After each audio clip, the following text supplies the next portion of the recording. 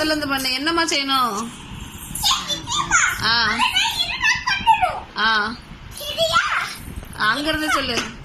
பின்னாடி தள்ளி போ. ஆ ம்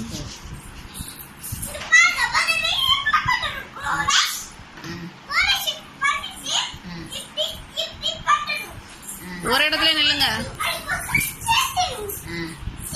4 இது சொல்லிட்டேன். அடுத்து